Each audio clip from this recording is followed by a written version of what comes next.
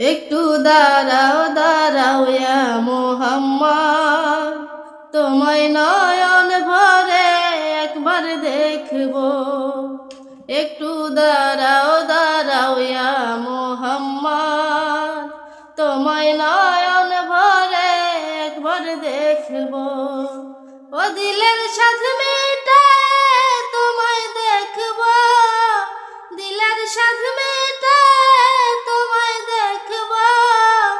আমার নয়ন ভরে একবার দেখব।